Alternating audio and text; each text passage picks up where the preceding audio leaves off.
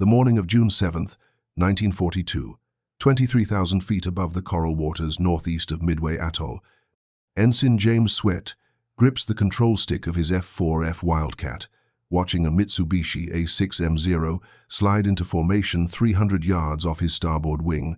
The Japanese fighter gleams silver against the deep Pacific blue, its red Hinomaru marking bright as blood in the morning sun. Sweat has been in combat for exactly 4 minutes. His hands are steady, but his mind races through every briefing, every warning about the Zero. Faster, more maneuverable, piloted by veterans with years of combat experience over China. The instructors at Pensacola had been clear: don't dogfight a Zero, you'll lose. But Sweat isn't planning to dogfight. He rolls into a shallow dive, positions his nose 10 degrees ahead of the Zero's flight path, and squeezes the trigger. 6 Browning M2 machine guns erupt simultaneously. The sound inside the cockpit is apocalyptic, a thundering roar that drowns out the engine, the wind, everything. 50 caliber rounds lance through the air at 2,800 feet per second. Each gun fires at 850 rounds per minute. Combined rate of fire exceeds 5,000 rounds per minute. The Zero pilot never sees it coming. In exactly 2.7 seconds, 47 rounds strike his aircraft. The first bullets punch through the thin aluminum skin of the fuselage like needles through paper. The next cluster shreds the port wing root. Then the fuel tank explodes. What was a graceful fighter becomes a fireball tumbling toward the ocean below.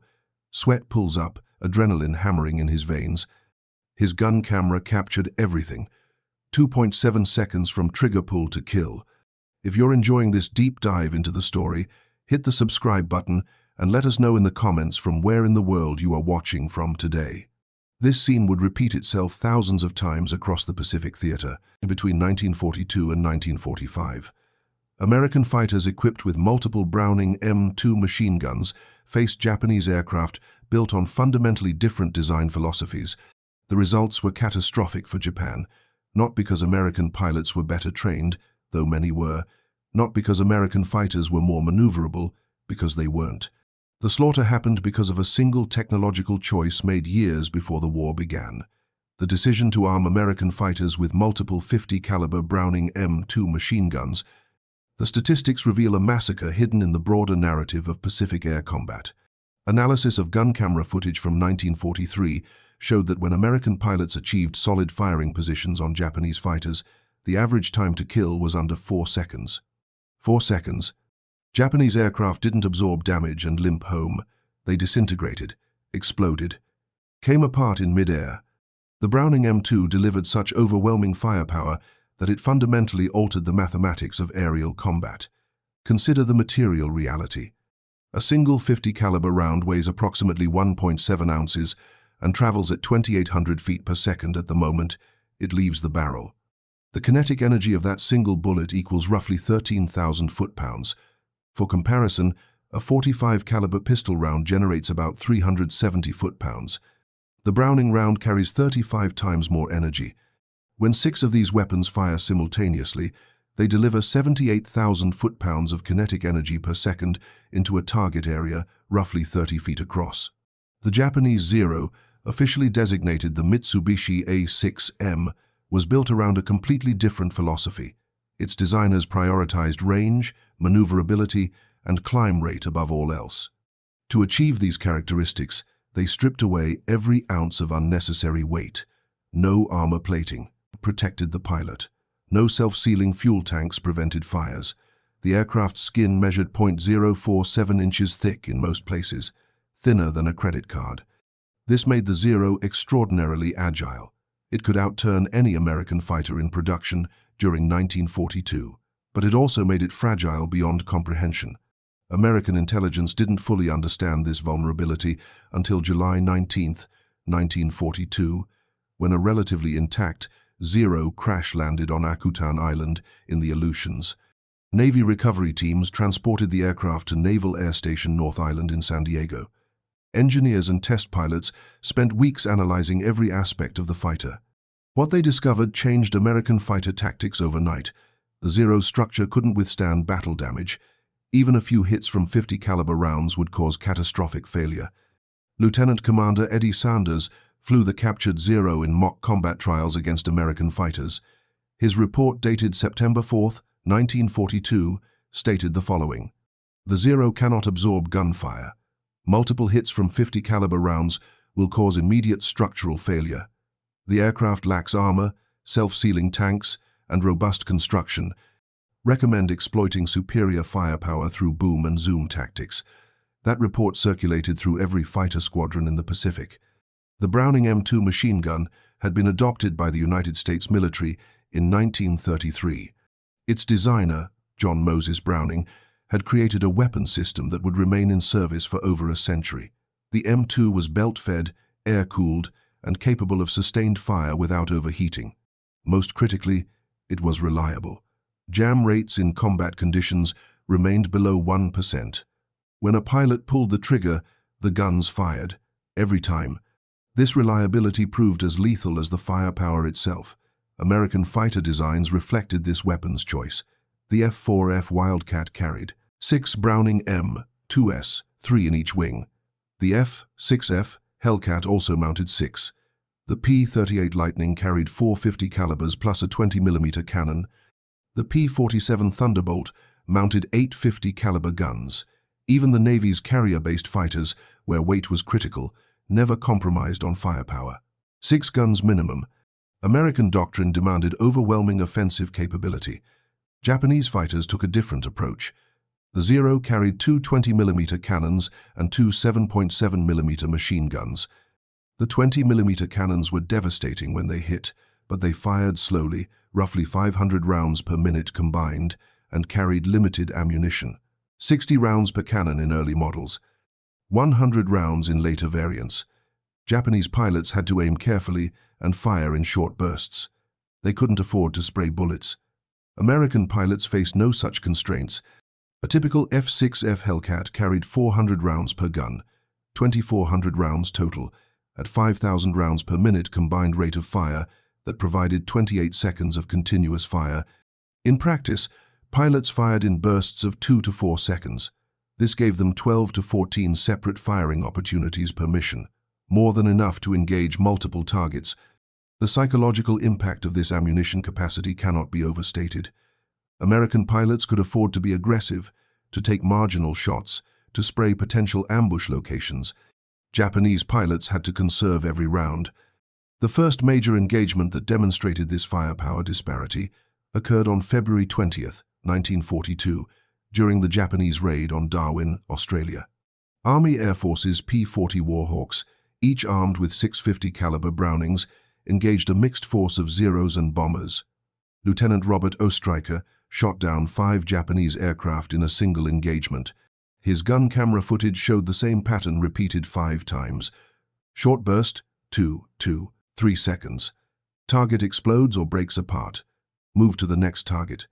Ostreicher's after-action report described the experience as almost too easy. He had expected Japanese fighters to absorb damage like German aircraft he'd studied in training films. Instead, they came apart like tissue paper in a hurricane. The material science explains this discrepancy.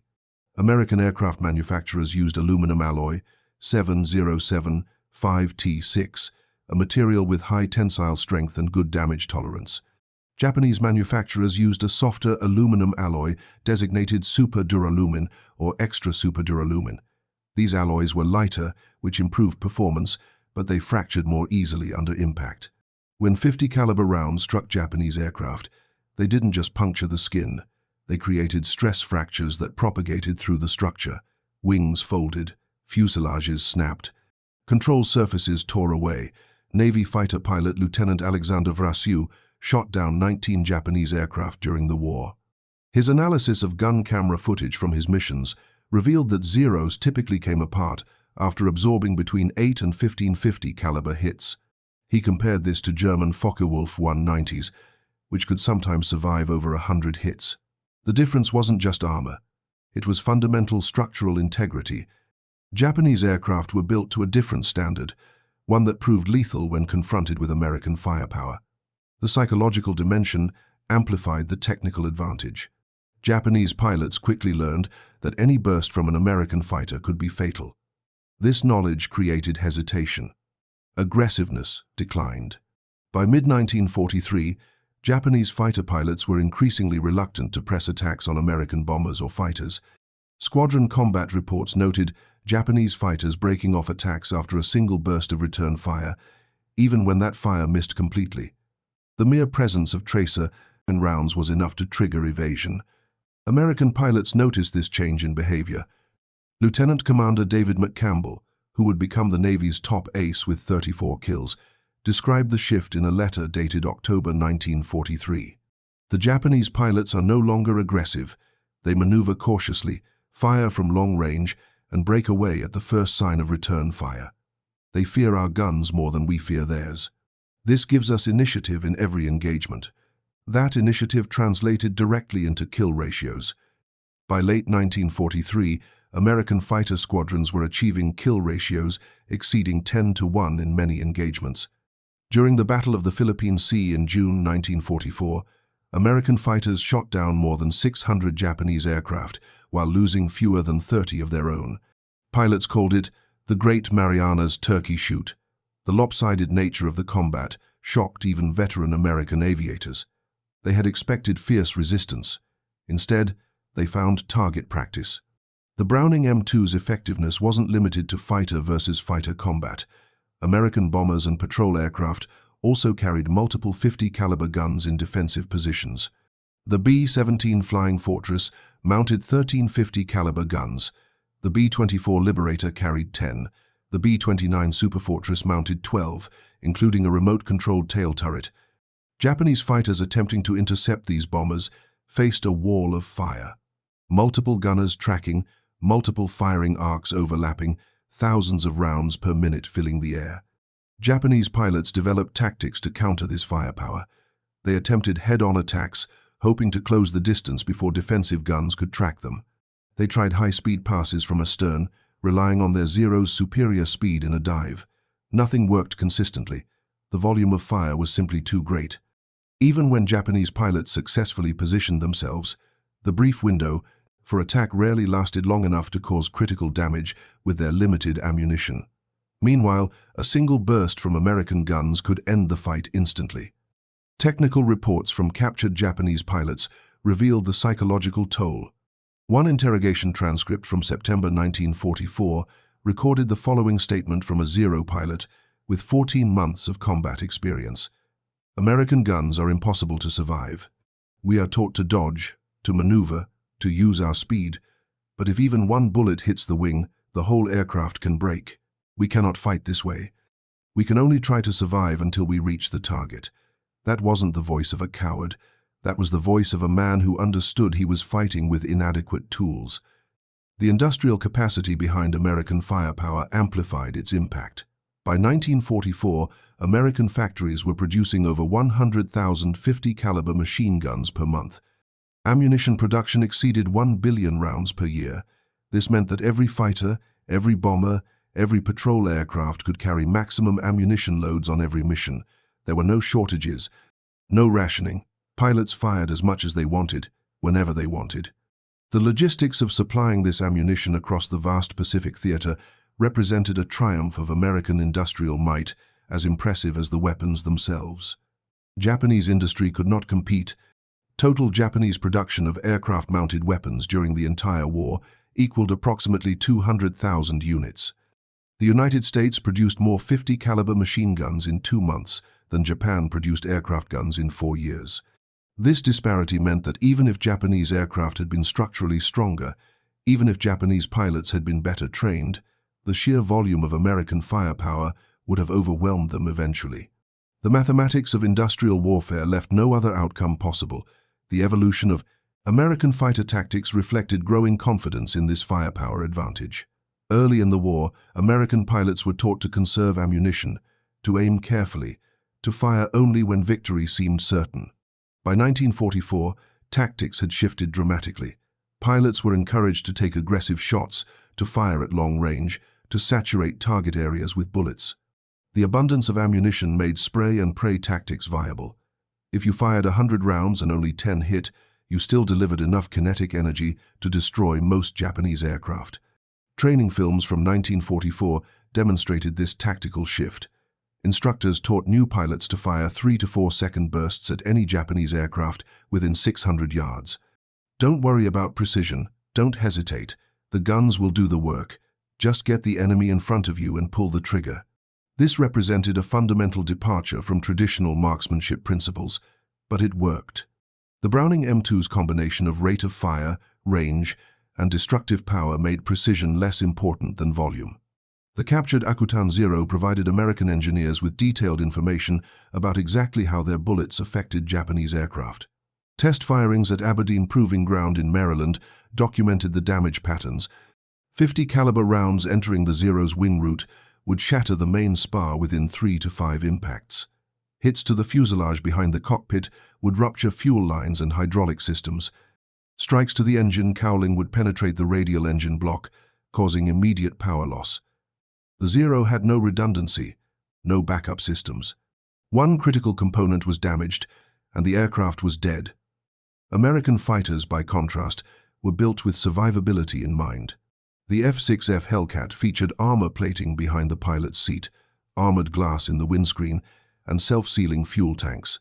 These features added weight, reducing performance, but they kept pilots alive. A Hellcat could absorb dozens of 7.7mm hits and multiple 20mm cannon strikes and still bring its pilot home.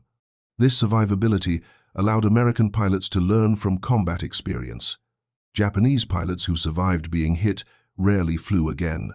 Their aircraft simply didn't protect them. The firepower advantage extended beyond the physical destruction of aircraft. It shaped the entire character of Pacific air combat. Japanese formations couldn't maintain cohesion under American fire. The instinct to evade was too strong. Once American fighters engaged, Japanese formations scattered. Individual dogfights replaced coordinated tactics. In these scattered engagements, the Zero's advantages in maneuverability became irrelevant. American pilots didn't need to outturn the Zero. They just needed to get their guns pointed in the right direction for 3 seconds. Lieutenant Junior Grade Alexander Vrasiu perfected this approach. During the Battle of the Philippine Sea, he shot down 6 Japanese aircraft in 8 minutes. His technique was simple: position above and behind the target, dive to gain speed. Center the target in the gun sight, fire a 3-second burst, pull up and look for the next target. No fancy aerobatics, no prolonged turning fights, just speed, firepower, and discipline. His gun camera footage showed the same result 6 times. 3-second burst, target, explodes, next target. The Japanese attempted to counter American firepower through aircraft design improvements. The A6M50, introduced in 1943, featured thicker wing skins and partial carbon dioxide fire suppression systems in the fuel tanks. These modifications helped marginally. Zero still disintegrated under sustained 50 caliber fire, but they occasionally survived glancing hits that would have destroyed earlier models. The improvements came too late and didn't go far enough. The fundamental design philosophy remained unchanged. The Zero was still a lightweight fighter trying to survive in an environment dominated by heavy weapons. By 1944, Japan introduced new fighter designs meant to address the firepower imbalance. The Kawanishi N1KJ Shiden featured self-sealing fuel tanks, pilot armor, and 420mm cannons. The Mitsubishi J2M Raiden mounted 420mm cannons and had armor protection. These aircraft could absorb more battle damage than Zeros, but they arrived too late and in too few numbers. American fighters had evolved as well. The F-4U Corsair and F-6F Hellcat dominated the skies. Both mounted 650 caliber Brownings and had performance equal or superior to Japan's new fighters. The endgame of this firepower disparity played out during the kamikaze campaigns of 1944 and 1945. Japanese commanders, recognizing they could no longer win conventional air combat, resorted to suicide tactics.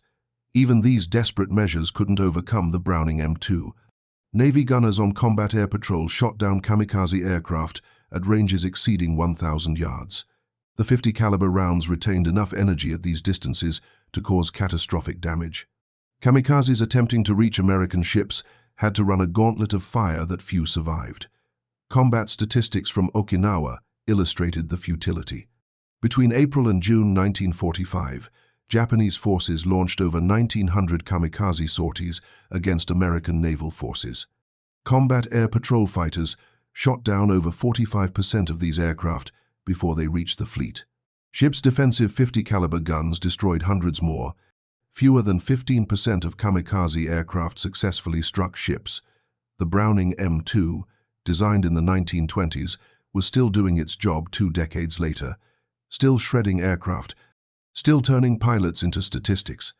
The technological supremacy of the Browning M2 created a strategic paradox for Japan. Every pilot lost represented years of training that couldn't be replaced. Every aircraft destroyed consumed resources Japan's shrinking industrial base couldn't spare. The firepower disparity didn't just win individual battles, it bled Japan's air forces to death through attrition that accelerated with each passing month. Consider the mathematics of pilot attrition. In 1942, the Imperial Japanese Navy had approximately 3,500 trained carrier pilots. These men averaged over 800 flight hours each. Many were veterans of the China campaign with years of combat experience.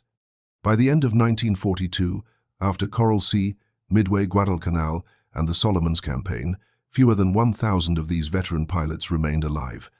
The rest were dead, missing, or too badly wounded to fly. Training replacements took time Japan didn't have. A fully trained Japanese naval aviator required approximately 2 years of instruction.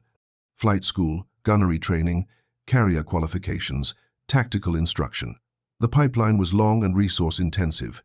Meanwhile, American pilot training programs were graduating thousands of new aviators every month.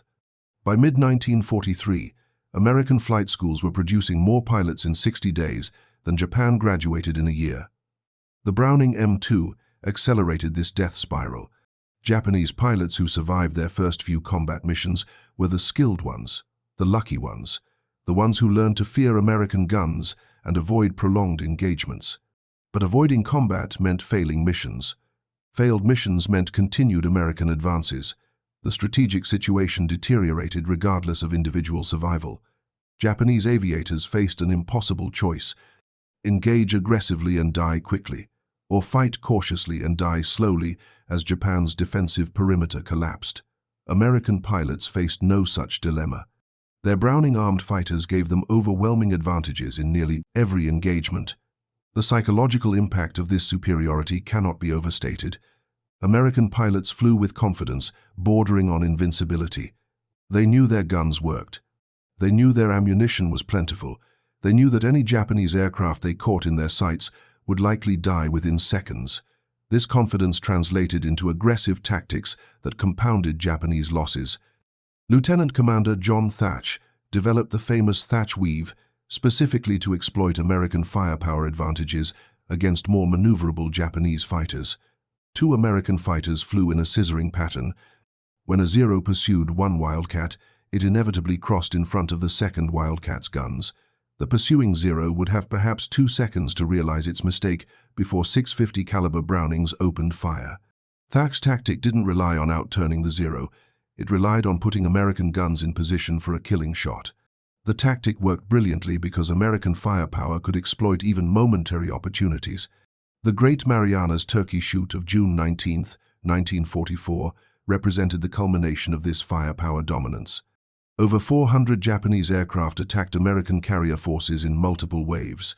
American fighters equipped with 650 caliber Brownings each met them. The result was slaughter. By the end of the day, American fighters had shot down approximately 300 Japanese aircraft. American losses totaled fewer than 30 fighters. The kill ratio exceeded 10-1. Gun camera footage from that battle shows the same pattern repeated hundreds of times. Short burst, target explodes, next target. If you find this story engaging, please take a moment to subscribe and enable notifications. It helps us continue producing in-depth content like this. Survivors from the Japanese strikes reported that American defensive fire was like flying through a steel curtain. Pilots described bullets filling the sky so densely that evasion seemed impossible. One captured aviator stated during interrogation, "We cannot see the American fighters until they fire. Then the tracers are everywhere. Our aircraft come apart before we can react." The psychological trauma in these accounts is palpable. These weren't inexperienced pilots. Many had multiple combat missions. They simply couldn't comprehend how to fight against such overwhelming firepower. The Browning M2's effectiveness wasn't limited to aerial combat. During ground attack missions, American fighters used their .50 caliber guns to strafe Japanese airfields, supply convoys, and troop concentrations. The heavy bullets penetrated light structures, destroyed parked aircraft, and caused devastating casualties among exposed personnel. A single strafing run by 4 Hellcats, each firing 6 Brownings, could destroy an entire flight line of parked aircraft in under 30 seconds. Japanese forces attempted to protect aircraft on the ground by building reinforced revetments and dispersing planes widely. These measures helped marginally, but they consumed resources and labor that Japan desperately needed elsewhere. The mere threat of American strafing attacks forced Japanese commanders to expend enormous effort on passive defenses. Air bases required anti-aircraft guns, camouflage, dispersed parking areas, and hardened shelters. All of this reduced the number of aircraft that could be maintained operationally. Technical analysis of recovered Japanese aircraft revealed attempts to improve survivability. Later war models included thicker structural members in critical areas, additional fire suppression equipment, and in some cases, limited pilot armor. The Kawasaki Ki-61 Tony fighter featured a liquid-cooled inline engine that was somewhat more resistant to .50 caliber fire than air-cooled radials. These improvements helped, but they came at the cost of performance.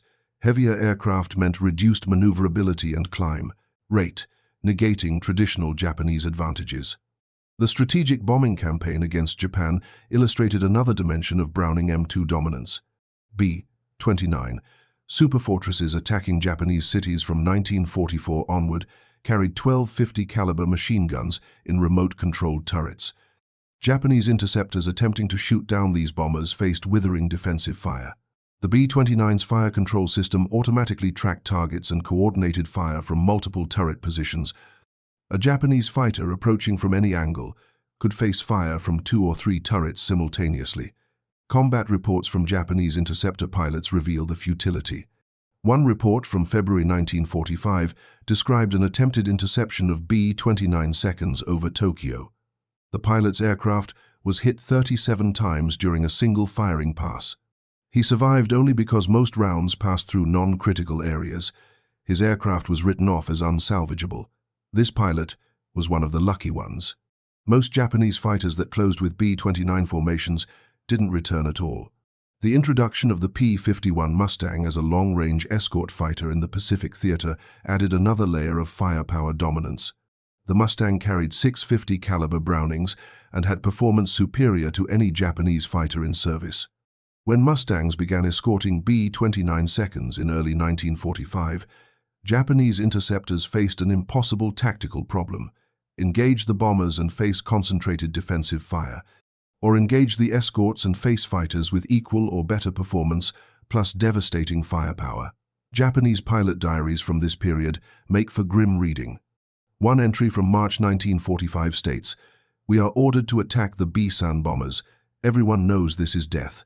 The American fighters are everywhere. Their guns destroy our aircraft with single bursts. We fly knowing we will not return. There is no honor in this, only waste." That pilot died 3 days later during an intercept mission near Nagoya. His wingman reported that American fighters destroyed his aircraft so quickly he never had time to bail out. The atomic bombings of Hiroshima and Nagasaki in August 1945 ended the war before Japan's air forces completely disintegrated. But the trajectory was clear. By summer 1945, Japanese air units were operating at perhaps 20% of their peak effectiveness. Pilot quality had declined catastrophically. Aircraft were older, poorly maintained, and increasingly obsolete. Fuel shortages limited training. Ammunition was scarce. Even if the war had continued conventionally, Japan's air forces would have ceased to exist as effective fighting units within months. American firepower superiority, embodied by the Browning M2, had broken them. Not through any single decisive battle, but through relentless attrition that Japan couldn't replace. Every combat mission resulted in disproportionate losses. Every engagement saw Japanese aircraft disintegrating under American guns. The cumulative effect was annihilation. Japan lost approximately 45,000 aircraft during World War II. Roughly 70% were destroyed in combat or operational accidents directly related to combat damage. The Browning M2 accounted for a substantial portion of these losses. Post-war analysis by American intelligence officers examined captured Japanese documents and interviewed surviving pilots and engineers. The reports painted a consistent picture. Japanese forces had fundamentally misunderstood the nature of modern aerial combat. They had built their air forces around the concept of individual skill and aircraft maneuverability. They believed that superior pilots in agile fighters would overcome material disadvantages. This philosophy worked against Chinese forces in the 1930s. It failed catastrophically against American industrial firepower. The Browning M2 represented a different design philosophy entirely. It embodied the American approach to warfare, overwhelming force applied through industrial mass production. The gun wasn't particularly innovative. Its basic design dated to the 1920s, but it was reliable, powerful, and America could produce it in unlimited quantities. These characteristics made it the perfect weapon for industrial-scale warfare: quality through quantity, simplicity through redundancy, effectiveness through sheer, overwhelming firepower. Japanese engineers recognized this too late. Interviews with Mitsubishi and Nakajima designers after the war revealed they had understood the firepower disparity but lacked the industrial capacity to address it. Japan couldn't produce 50 caliber ammunition in quantities needed to arm fighters with multiple heavy machine guns. Japanese industry prioritized rifle and artillery ammunition for ground forces. Aircraft weapons were secondary. This allocation decision made sense given Japan's strategic situation, but it doomed their air forces to fighting with inadequate armament. The human cost of this disparity was staggering. Japan lost approximately 80,000 aircrew during the war. These weren't just numbers.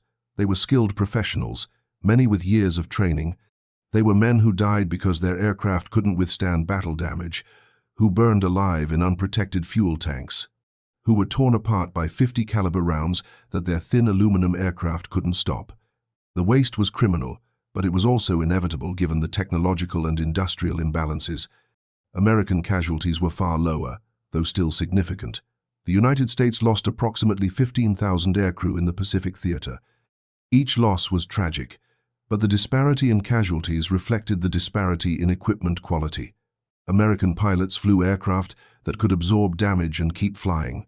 They carried weapons that killed efficiently. They had ammunition to spare. These advantages translated directly into survival rates. The legacy of the Browning M2 extended far beyond World War II. The gun remained in service with American forces through Korea, Vietnam, Desert Storm, Afghanistan, and Iraq.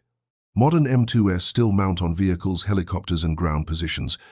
The basic design has remained essentially unchanged for over 90 years. Few weapon systems have proven so enduringly effective. The M2's longevity testifies to the soundness of its original design and the continued relevance of heavy machine gun firepower. Modern air-to-air combat has evolved beyond visual range engagements. Missiles have replaced guns as primary weapons. But the fundamental lesson of the Browning M2 remains valid. Overwhelming firepower, reliably delivered, wins battles. The F-35 Lightning II carries a 25mm rotary cannon as backup to its missiles. The A-10 Thunderbolt II built its reputation around a 30mm Gatling gun. Even in an age of precision-guided munitions and beyond visual range missiles, military planners recognize the value of guns that work every time and deliver devastating firepower. The Pacific Air War demonstrated something broader than just the effectiveness of one weapons system. It showed that industrial capacity matters as much as individual skill. That reliability trumps sophistication. That quantity has a quality all its own. Japan's air forces entered the war with some of the world's best pilots flying highly capable aircraft. They lost because they couldn't match American production, couldn't replace losses, couldn't adapt their industrial base quickly enough to compete. The Browning M2 was just one component of American industrial superiority, but it was a critical one. Every American fighter, bomber, and patrol aircraft carried multiple examples. Every belt of 50 caliber ammunition represented American factories working 3 shifts per day. Every burst of fire demonstrated what industrial warfare meant. The ability to throw overwhelming material resources at every problem, until the problem ceased to exist. Japanese forces learned this lesson in blood. Their pilots were brave, often skilled, and committed to their mission. But bravery couldn't stop 50 caliber rounds. Skill couldn't overcome structural fragility. Commitment couldn't manufacture ammunition that didn't exist. They fought with the tools their nation could provide, and those tools proved inadequate against American firepower. The fault wasn't theirs. The fault lay with strategic decisions made before the war began, with industrial capacity that couldn't scale to meet wartime demands, with a design philosophy that prioritized the wrong characteristics. The Zero was a magnificent aircraft for the war Japan expected to fight. Quick campaigns against inferior opponents, battles decided by individual skill and tactical superiority. It was completely wrong for the war Japan actually fought, a grinding attritional struggle against an industrial superpower that could afford to lose aircraft and pilots while learning from mistakes. That could equip every fighter with 6 heavy machine guns and enough ammunition to fire continuously for 30 seconds. That could replace losses faster than they occurred. In the end, the Pacific Air War became a case study in industrial warfare. The side with more resources, better logistics, and superior production capacity won decisively. The Browning M2 wasn't the only reason America won the air war in the Pacific, but it was a significant factor. Those 6 guns per fighter, firing 5,000 rounds per minute combined, created a wall of fire that Japanese aircraft couldn't penetrate and couldn't survive. 3-second bursts were enough, sometimes 2 seconds, sometimes 1. Technical Sergeant Sweat, the pilot from our opening scene, survived the war. He was credited with 16 confirmed kills, making him one of the top Marine Corps aces. He flew 76 combat missions. In post-war interviews, he reflected on his experience. The Japs were good pilots. Their planes could turn inside ours every time, but it didn't matter. Once you got your guns on them, they were done. 3 seconds, and they were gone. Our 50s were just too much for their planes to take. That assessment, from a man who fought throughout the Pacific campaign, encapsulates the firepower disparity. Japanese aircraft were excellent for what they were designed to do, but what they were designed to do was irrelevant once American guns opened fire. Maneuverability doesn't matter if you're dead before you can maneuver. Speed doesn't help if your aircraft disintegrates under fire. Range is meaningless if you don't survive the engagement. The men who designed the Browning M2 in the 1920s couldn't have imagined how their weapon would shape the Pacific War. They were solving the technical problem of reliable heavy machine gun design. They created a weapon that would serve for a century and would break the back of Japan's air forces in the Pacific. The gun's simplicity, reliability, and raw power proved more valuable than any amount of agility or sophistication in enemy aircraft design. Today, restored Zeros fly at air shows, marvels of engineering and testaments to their designers' skill. They remain beautiful aircraft, graceful and purposeful, but they also serve as reminders of what happens when design philosophy meets industrial reality, when lightweight agility confronts heavy firepower, when quality meets quantity. The Zeros at air shows don't carry scars from 50 caliber rounds. The ones that did never made it home. The lesson resonates beyond military history. In any competition, material advantages compound over time. Small technological edges become decisive when multiplied across thousands of engagements. The side that can afford to learn from mistakes, that can replace losses, that can bring overwhelming resources to bear, will eventually prevail. Japan's pilots couldn't overcome these realities, no matter how skilled or brave they were. The Browning M2 changed aerial warfare by making firepower more important than finesse. It demonstrated that in industrial war, the ability to deliver devastating force reliably and repeatedly trumps almost every other consideration. Modern weapon systems still follow this principle. Overwhelming firepower, applied precisely and without fail. The M2 proved the concept over Pacific skies 7 decades ago. Its descendants continue proving it today. For the young Americans who flew fighters armed with Brownings, the war was a daily gamble with death, but their equipment gave them fighting chances. Their guns worked. Their ammunition was plentiful. Their aircraft could absorb damage. These advantages didn't guarantee survival, but they tilted the odds heavily in their favor. For Japanese pilots facing those guns, the odds were reversed. Flying fragile aircraft with limited ammunition against enemies who could afford to be wasteful with firepower. The mathematics were brutal. The outcomes were predictable. In the final accounting, technology and industry decided the Pacific Air War as much as courage and skill. The Browning M2 represented both. A weapon designed with technical excellence and produced with industrial might, 6 per fighter, thousands of fighters, millions of rounds, all focused on destroying Japan's air forces 1 3-second burst at a time. The strategy worked. By war's end, Japanese air power had been effectively destroyed. The skies belonged to America, and in those skies, the sound of Browning M2's firing meant death was 3 seconds away. The mechanics of destruction deserve closer examination. When a .50 caliber round traveling at 2,800 feet per second strikes an aircraft traveling at 350 miles per hour, the physics are unforgiving. The bullet doesn't simply puncture aluminum. It creates a shock wave that propagates through the material at supersonic speeds. This shock wave causes microfractures in the metal structure surrounding the impact point. In robust aircraft with thick skins and reinforced frames, these fractures remain localized. In the Zero, they spread.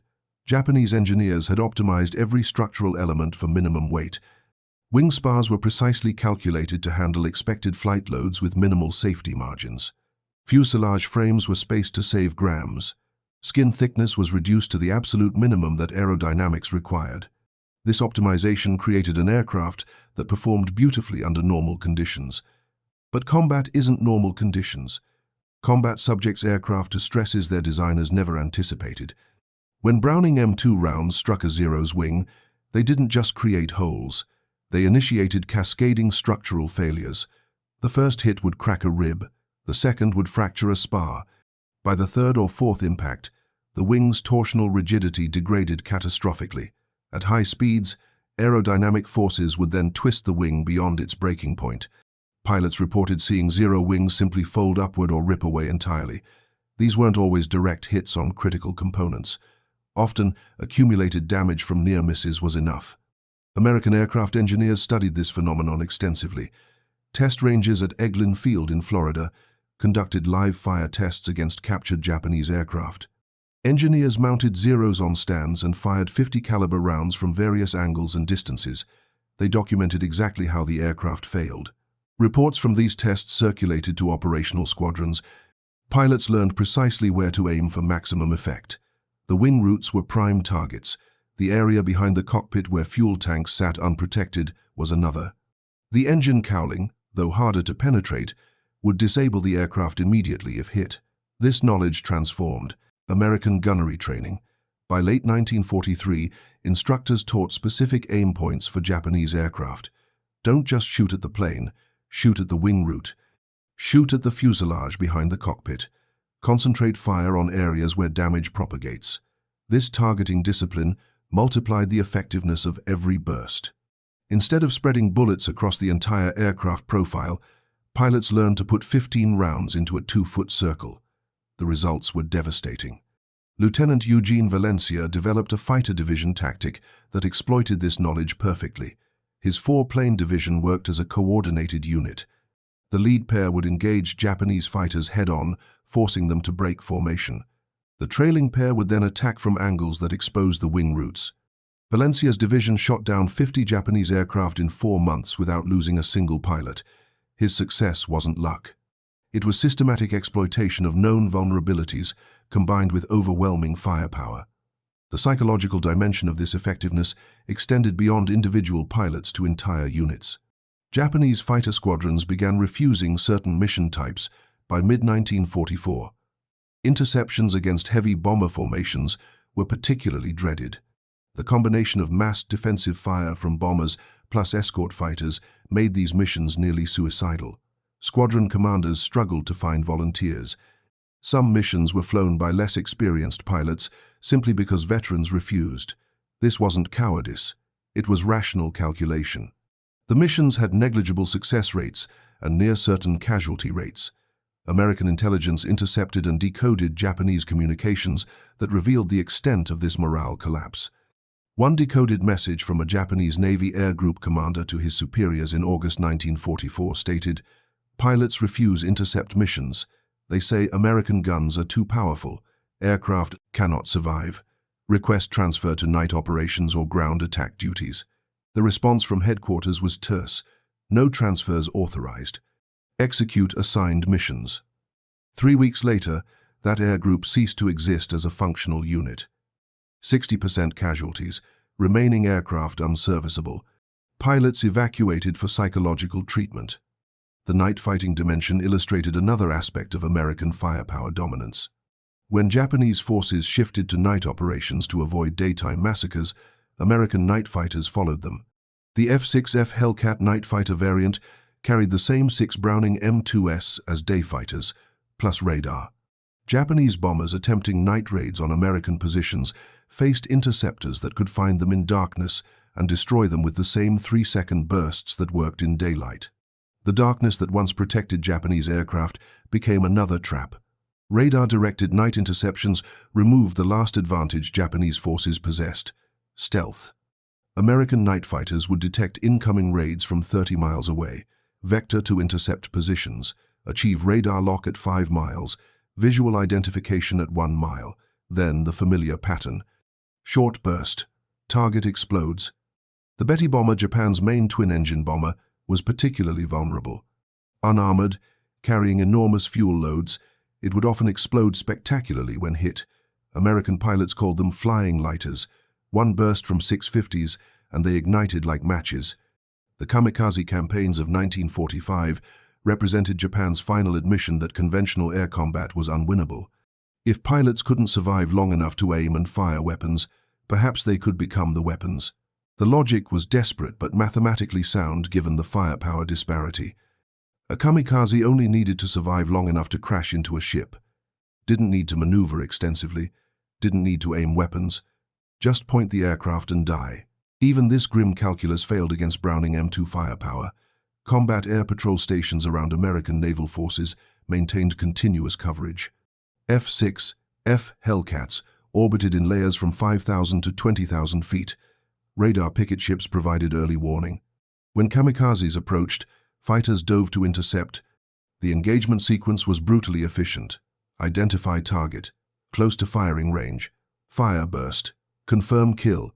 Climb back to patrol altitude. Repeat. Experienced pilots could shoot down 3 or 4 kamikazes in a single combat air patrol mission. The guns never jammed.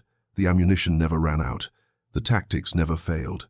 Ships that kamikazes reached faced their own walls of 50 caliber fire.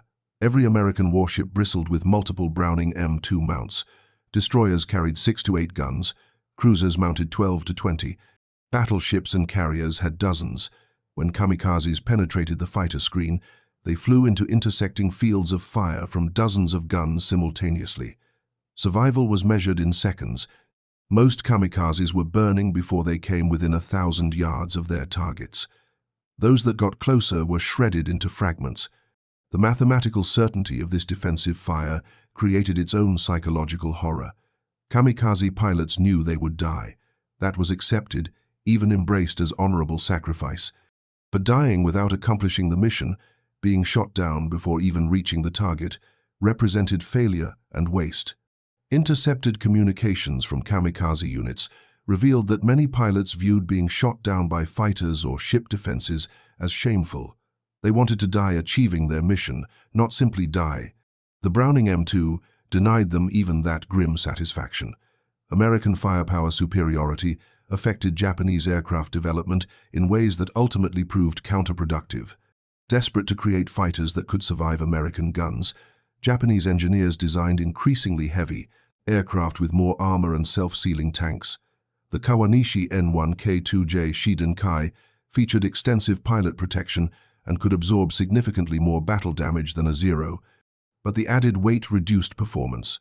The Shidenkai was slower, less maneuverable, and more complex to maintain than the Zero it was meant to replace.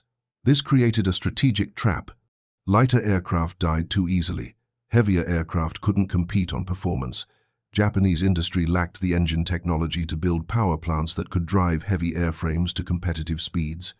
American fighters like the F-4U Corsair and P-47 Thunderbolt were heavy aircraft with massive engines. They could carry armor and self-sealing tanks without sacrificing performance. Japanese industry couldn't replicate this combination. Every design choice involved impossible compromises. The industrial bottleneck extended beyond aircraft to ammunition production. Japan's limited copper supplies meant brass cartridge cases were scarce. 50 caliber ammunition was particularly problematic. Each round required substantial brass for the large case. Japan simply couldn't produce 50 caliber ammunition in quantities needed to arm fighters with multiple heavy machine guns. American factories faced no such constraints. Copper from American mines and Chilean imports flowed freely. Brass mills ran continuously. Ammunition plants operated around the clock. The physical resources required for sustained firepower supremacy were available in unlimited quantities.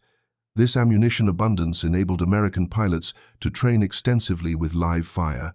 Student pilots at training bases in California, Texas, and Florida fired thousands of rounds during their instruction. They learned the feel of their guns, the vibration, the sound, the recoil characteristics. When they reached operational squadrons, the guns felt familiar. Japanese pilots had minimal live-fire training. Ammunition was too precious. Many pilots fired their aircraft weapons for the first time in combat. They lacked the muscle memory and familiarity that American pilots took for granted. This training disparity compounded the equipment advantages. The logistics of supporting this firepower in forward areas was itself a triumph. Every operational fighter in the Pacific required regular supplies of 50 caliber ammunition. A typical fighter squadron of 18 aircraft, flying daily missions, consumed approximately 30,000 rounds per day. Monthly requirements exceeded 900,000 rounds. The supply chain that delivered this ammunition to jungle airstrips on remote islands represented organizational capability as impressive as the weapons themselves. Ships, trucks, warehouses, and logistics personnel moved mountains of ammunition across thousands of miles of ocean. Japanese logistics couldn't match this scale. Ammunition shortages plagued their fighter units throughout the war. Pilots were often restricted to minimal loads to conserve supplies. Some missions launched with half the normal ammunition load. Others were cancelled entirely due to ammunition shortages. This created another vicious cycle. Limited ammunition meant pilots couldn't train properly. Poor training meant lower combat effectiveness. Lower effectiveness meant more ammunition wasted on misses.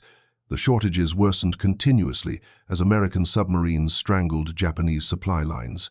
The submarine campaign against Japanese shipping indirectly supported American air superiority. Every transport sunk carrying copper, aluminum, or aviation fuel degraded Japanese air capabilities. By 1945, Japanese fighters often operated on synthetic fuels that reduced engine performance and reliability. Ammunition quality declined as manufacturers substituted inferior materials. Some Japanese cannon ammunition was so poorly manufactured it had failure rates exceeding 20%. Rounds would jam in the breech or fail to detonate. This unreliability made Japanese weapons even less effective against American aircraft. The contrast with American supply security was stark. No Japanese submarines threatened American supply lines in any meaningful way. Convoys crossed the Pacific unmolested. Factories in America operated at full capacity throughout the war. Quality control remained high. Browning M2 jam rates in Pacific combat remained under 1% for the entire war. When American pilots pulled triggers, the guns fired, every time. This reliability was worth more than raw firepower specifications suggested. A gun that works perfectly is infinitely more valuable than a more powerful gun that jams. Technical refinements improved Browning M2 effectiveness as the war progressed. Improved ammunition types included incendiary rounds that would ignite fuel tanks more reliably. Armor-piercing incendiary rounds combined penetration with fire-starting capability. Tracer rounds allowed pilots to observe bullet trajectories and adjust aim in real time. By 1944, standard American fighter ammunition loads mixed these types in specific ratios. Every fifth round a tracer, every third round armor-piercing incendiary. The remaining rounds standard ball ammunition. This mixture optimized both hit probability and damage potential. Gun camera footage analysis drove continuous tactical improvements. Fighter commands established dedicated teams that analyzed every gun camera film recovered. They measured burst lengths, calculated hit percentages, documented effective range bands, and identified successful tactics. This information fed back to training commands within weeks. New pilots learned from mistakes that had killed earlier pilots. The institutional learning curve was steep and unforgiving. By late 1944, newly arrived replacement pilots were more effective than veterans from early 1943 had been.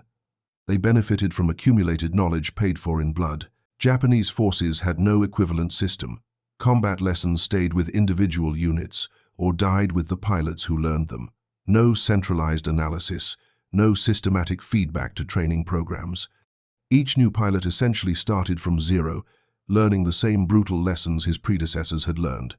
This institutional blindness meant Japanese tactics didn't evolve at the same pace as American tactics.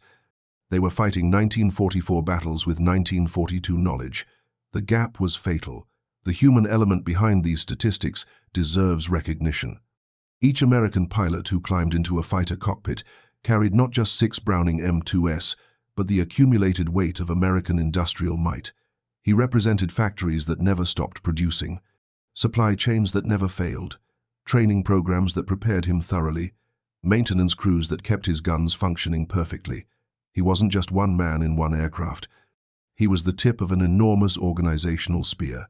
That knowledge provided confidence that translated into combat effectiveness. Japanese pilots carried different weight. They represented a nation whose industrial base was collapsing, supply chains strangled by submarines, training programs shortened by fuel shortages, maintenance crews lacking spare parts. They flew knowing their aircraft were fragile, their ammunition limited, their chances poor. Some found courage in fatalism, others in duty. But no amount of courage could overcome the material disparities they faced. They died bravely, often skillfully, and always uselessly because the tools they carried couldn't compete with the tools that opposed them. The final months of the war saw Japanese air resistance collapse entirely. By June 1945, Japanese fighter units could barely launch organized interceptions. Fuel shortages, ammunition shortages, pilot shortages, and aircraft shortages had reduced once proud air groups to hollow shells. American fighters roamed over Japan at will, strafing airfields, shooting down anything that flew, destroying aircraft on the ground. The Browning M2s that had dominated since 1942 were still dominant, still reliable, still deadly. The same 3-second bursts that worked at Midway worked over Tokyo. When Japan surrendered in August 1945, American aircraft lined airfields across the Pacific. Thousands of fighters, each carrying 6 Browning M2s, millions of rounds of ammunition in ready storage. Pilots who had learned their craft destroying Japanese aircraft now had no more targets. The guns that had decided the air war fell silent, but their legacy endured. They had proven that in modern warfare, reliable, overwhelming firepower trumps almost every other factor. That industrial capacity determines outcomes. That technological edges, even small ones, compound into decisive advantages. These lessons shaped American military doctrine for decades afterward. And they all started with 6 Browning M2s per fighter, firing 3-second bursts that shredded Japanese aircraft over Pacific skies. The thunder of those guns echoed through history, a reminder that wars are won not just by brave men, but by the tools those men carry and the nations that build those tools. Thank you for watching. For more detailed historical breakdowns, check out the other videos on your screen now, and don't forget to subscribe.